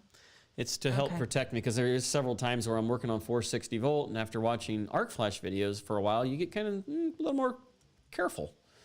So that was why I got them, even though they're kind of dumb money, but I think I got them cheap. I think I got them for like $35 versus the 48 or 50 that they sell for. But I do like them. Stupid expensive. Yeah. It's always all their accessories, everything's expensive. But you know, for like my 87.5, I have a set of the probes that are just, you know, the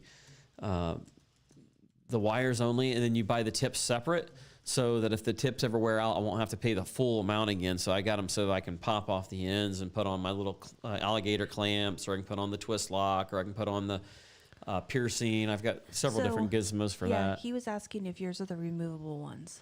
Those ones on the 902 FC is not. Those are fixed. Now, the ones on my 87.5 that you guys hardly ever see, because I only use that generally if I have a weird random power issue going on, or if I'm doing generators, those have the removable, and they're a little thicker. But I would probably just go with the fixed because they're just a little simpler, because otherwise you're going to get really long leads, and I don't like long leads for an amp probe. He said that he's had 3 sets of the one-piece leads, and they build up resistance in the strain relief, and then they start to fluctuate on his ohm ratings. Yep, I have the same problem. I've noticed, though, if you bend them back and forth a few times, then they're good, and I'll double check them, because that's why I hate using that meter for resistance checks, because it'll read sometimes at 1 or 2, maybe 5 ohms, 7 ohms. I'll bend that back and forth a few times, and it'll work fine for a day or two. I have the same issue, and I figured maybe it was just because I had probably some Chinese knockoffs, even though they're all made in China. Nope, doesn't seem like it's across the board like that. So you probably could go with the other ones. I've got the part numbers, but yeah, I bought the other one where it's, because you can get the leads themselves just like lead only with no tips on it for I think $22 on eBay, and then buy the other thing for what? Can you turn me down? Volume wise? Yes. Thank you. Like that? I can't reach it. Are you saying I'm too loud? Yeah. That ain't very nice. But you are loud. I'm I'm surprised the kids in the back are sleeping through it. Yeah. Have you ever used the Fluke app for the 902?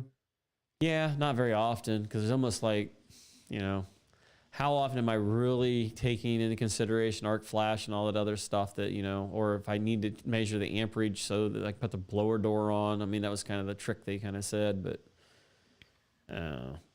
and the range is short. I mean, you're like, what, 25 feet if you're lucky, something like that. I've used it once or twice. That's about it. So Joe said that he just got the high-end ones and bought a nice kit with needle probes and piercing probes. You've got the piercing ones, right? I bought all of it individually and separately because I'm Jewish. 3% Jewish. Yeah, he is 3% Jewish. Had to do that Was it 21andMe or you Ancestry? You did Ancestry. Yeah, I'm 3% Jewish. Didn't even know it. So Yeah, now we I can still say it haven't- without sounding whatever it's called. We haven't figured that part out yet, though. Yeah. Shalom. Hmm? Shalom. He said shalom. Peace be with you also. But yeah. I feel more so connected cold. with God now. Freezing right now. It's so cold in my garage, and I don't know why I didn't bring a sweatshirt. So wait, you have that set up in your garage? Yeah, and I thought- I turn the furnace off because it's too loud. But I'm so cold.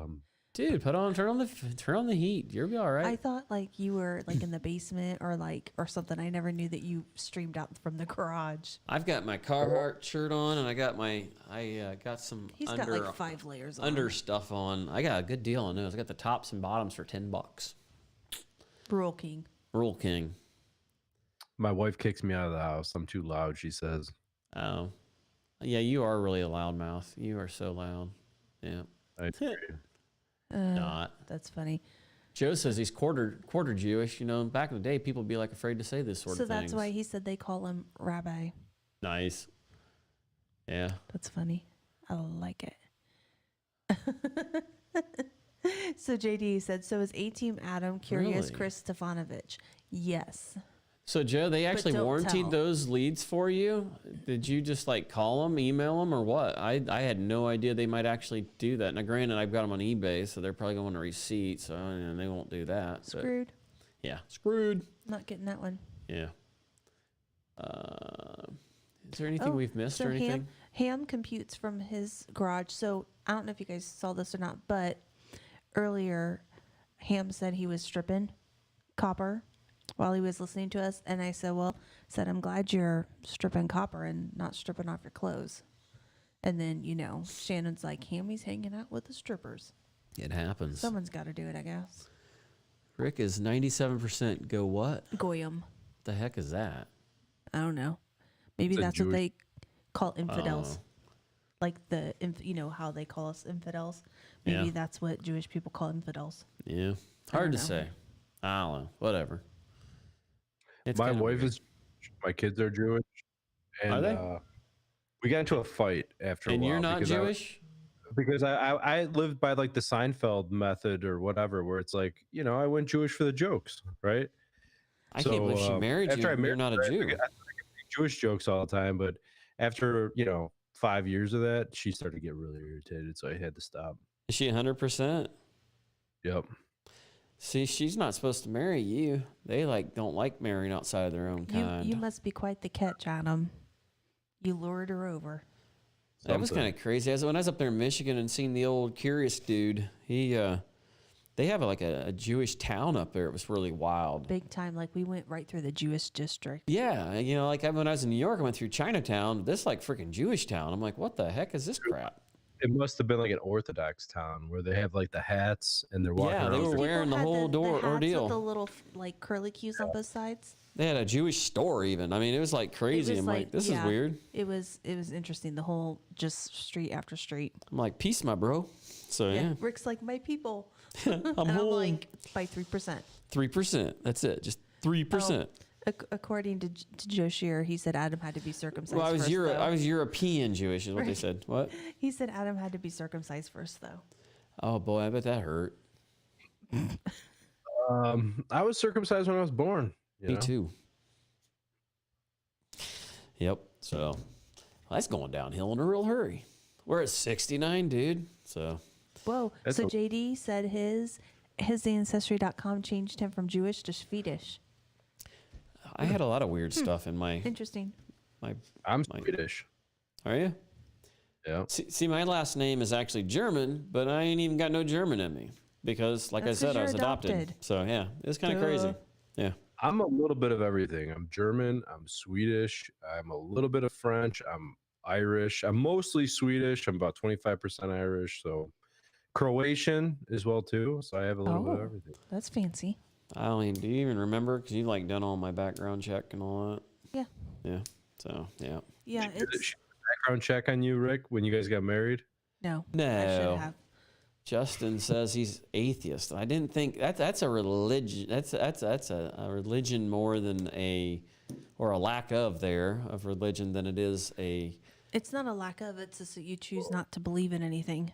Yeah, higher but I power. mean, it's not a race. To I mean, I don't Jewish think is a some people race. probably don't know. Like Jewish is like a religion, and it's also Yes, it's like It's both. It's race and religion, both. But not all Jews are believing, practicing Judaism. right. So- Exactly. Matter of fact, from what I watched, now granted, this is on the backside of things. I mean, from what I've seen, don't sound like they really even believe a lot of things about it. So it's kind of interesting. But hey, we just went into politics. Let's not talk about religion too, because you ain't gonna like me if you do that. So you know. And I do find it. Did you ever do an ancestry DNA thing, Adam? No, they freaking database your ass, the government. After that, I'm I'm all getting on about there. it. I don't give a crap. So like it was interesting because the more people that they have do it, they're able to like expand their gene pool. I'm Scottish. So yeah, so like it's because before you didn't have this many different options. How did I get that now? Now I got 17% that's Listen, Germanic. What the hell is Listen, Germanic? Frank. Let me talk. And Shut the Ireland. trap. Me and Adam are So brothers yeah, now. so you are 36% England and Northwestern Europe. Just the You're dad's side. 19% Scotland. You have 17% Germanic Europe, 14% Ireland. You're 8% Swedish. You're Still 3% 3% European Jewish. European Jewish, and the other 3% from Wales. Interesting. Yep. I should do it. I'll just get on their list. Screw it. It's right? interesting. I mean, up till I was 23, I had no clue what my anything about my background, where I was from, anything. No clue who the biologicals were or anything. And so if you work on your family tree and ancestry, what is so cool about it is like depending on how far back, in your ancestors you can go, it can actually show you when your DNA came over from what country by what ancestor. Like it blows I your kind of mind. want to do that, but I just don't want to do all the work. I just want them to like click and say, "Hey, look, this is what your family was 200 years ago or 300 years ago. This is the people that were involved with it." I don't want to like search out and do this and do that. I tried it once, but I don't know. How hard Yeah. is it? you just keep spitting in the cup, man. Just got to spit in the cup. That's all you got. You got to spit a lot. So But yeah, like I've been working on Rick's family tree, like his biological side, which I mean, we nothing to haven't, see here. yeah, we really haven't found anything too crazy, but I also have a tree for your whole adopted family as well. So The bio dad claims that we have family that invented the lazy boy chair. That's There's some other sweet. stuff that's kind of crazy like that he pulls up too. So everybody does like a good lazy boy. Hell yeah. Somebody tried to give me a recliner the other day. They said it's a nice condition recliner. One of my family members. I'm like, "Is it a lazy boy?" And he's like, "No, but it's super comfortable." I'm like, "No, thanks. It's not." I I don't think I've ever owned a lazy boy. That's just too rich for mine.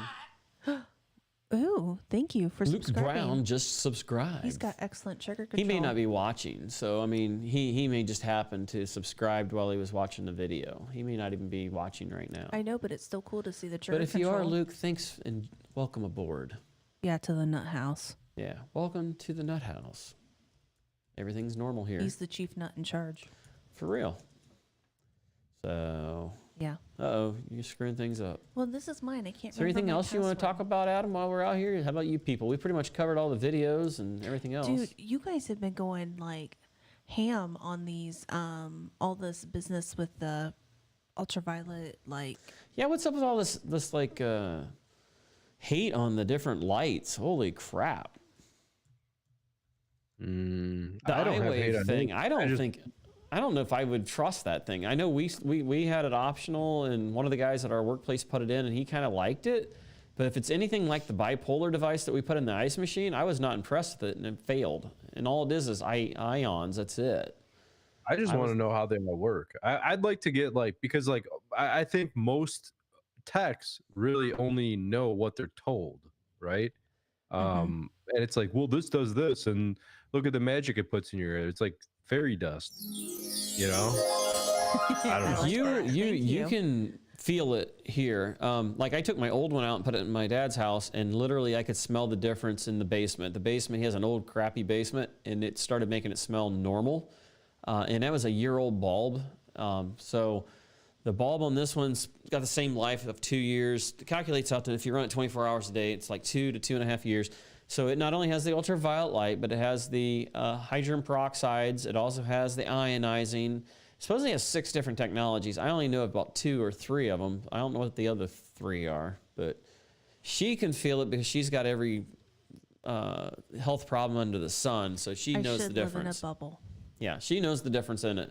Me, not so much. I mean, it just depends. I mean, now granted, I noticed I don't smell certain things when I come down into our basement, which it never has had much of a smell. But like my nose usually is pretty clear. It never really gets stuffed up when I'm laying down or anything like that when I'm here, because the dogs do create a little bit of an allergy for me, and it's not so much now even with this light. So it does seem like it works a little better. Oh, and I forgot to tell you this, Adam. So I actually have like a So Clean. It's called So Clean, and it's actual machine. I put my CPAP like mask in the hose, and it actually does The ozone generator. the what? It's an ozone. Kind of. No, you don't want This one doesn't do ozone though, but it does the same thing where it ionizes by adding in that. Yeah, because you don't want extra, ozone. Ozone's yeah. bad. It just ionizing, and by making that ionization, you can run it from anywhere from 7 to 12 minutes, and then you have to let it sit in the closed container, because it actually goes like in through your hose and sterilizes your reservoir tank and everything, and you have to let it sit for like 2 hours afterwards, and then you're good to go. It's completely sterilized. And Yeah, it's so clean, and it's definitely ozone generated. 100%, you can smell the ozone. you 100%. can, yes, you can smell it for sure. On ours? No, on my So Clean that I clean my CPAP machine and mask with. Now, Dad smells a little bit of ozone off the light I gave him. I kind of smell something, but it don't smell like normal ozone like you would smell off, because I had the Linux light before, and that one definitely, you could get it with and without ozone, and all that was just pure ultraviolet light, and it didn't do nothing like what this one here does, but because the ultraviolet light, just pure ultraviolet light, just kills when it passes through, where the other one has those little hydrogen peroxide molecules or whatever. That transfers and floats all throughout the house and through the ductwork and supposedly covers every square inch and blah, blah, blah, and kills a sneeze within 3 foot of your body and cures cancer.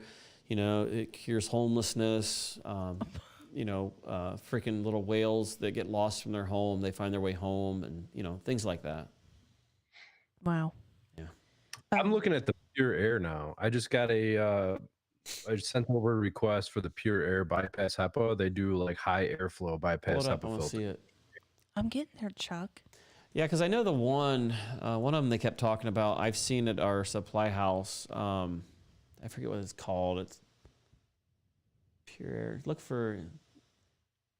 That looks like freaking like standby or like little self-contained. Ooh, Good Housekeeping has done an article on the 8 best and worst air purifiers of 2020. That's by Consumer Reports, so you know it's accurate. Oh, absolutely. Let's see here. I don't trust a lot of these people. They're going to go off of reviews off of freaking Amazon or something stupid. Those are all self-contained. This is something you put in your ductwork, right? What's that? The pure air, is it going in your ductwork, or is it a little canister? No, you have to duct it. It's a bypass. You can duck it. Just duck it. Just duck it. You don't have to plug it in. Da, da, da, da. Just duck it. Just duck Oh, it. you guys are bad. Yeah, it's very interesting how now all They're the not going to rage. show professional ones. Those are all self-contained. Yeah, that's just all. You got to be prepared, man. You're not prepared. Well, I was looking at Ancestry. Sorry. Yeah. Adam, I am 14% Swedish. He don't care. We could be cousins. Yeah. I'm trying to think what I am. My grandma, I think, was 50% Swedish, and my grandpa was 100% Swedish. So what does that make me? I don't know. It doesn't matter because it's all about how the DNA falls. Ain't it funny how clean and clear it looks like on my monitor here, and then that one there's Focus. not? Yeah. Focus. Yeah. See the little sign behind her head to her right? There. right there. Yep. Since we're kind of winding down and people are dropping like flies, let me unplug. I made it. You're crafty. My little arts and crafts project. Nice. It's vinyl. I cut it out on my Cricut and slapped her on there. Because it's always TXV's fault. You have all these surprises for Rick when he gets home from work. Do what? Not always.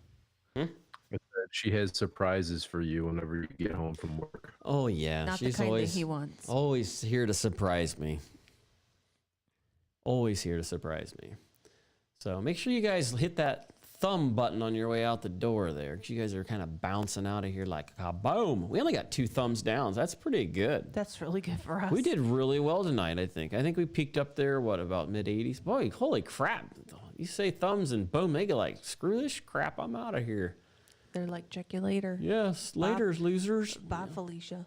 Toodles, slam it, boom, out the door you go. If y'all gonna leave, I'll just like take you off the air and me and Adam just talk about stuff with y'all not here. Then y'all could like witness it. But no, we take you out. That's okay. So. Oh boy, babe. Yep. You're a little ridiculous. Yep. Well, I think we're running out of stuff. We're at 1 minute and 50 seconds there, so I think we could probably close her down there. I want to thank everyone for coming in tonight. Hopefully it was a little better than last week if you were here. Like I said, if you guys would, make sure you smacked your thumb on the button there on your way out the door before you pee on the floor. And I appreciate everyone coming in. I appreciate everyone that's been subscribers of the channel that watches the videos. Guys, I really do appreciate your time. I try to make them worthwhile. And, you know, this is a great opportunity for me to kind of go over anything that I might have forgotten to say in the videos and stuff. So from the bottom of my heart, I truly appreciate everyone coming in here and hanging out with us tonight. So we're probably going to wrap it up. And Adam, if you want to hang out for a little bit afterwards, you know, you can. If not, whatever, that's cool too. So I think I'm just going to go ahead and wrap this thing up here. You got your Sky Pad there ready? It's not a Sky Pad. Pro oh, good. pager. Well, I'm glad we helped you out, Hammy, with all your... He has a good pile of clean copper. So I'm glad we could help you out with that. I have some copper. Cool. Well, thanks a lot, guys. Once again, we're going to wrap it up. And till next time, guys, we'll catch you next week. Sunday, 8:30 Eastern Standard Time, the same bat channel. Later, guys. Bye-bye.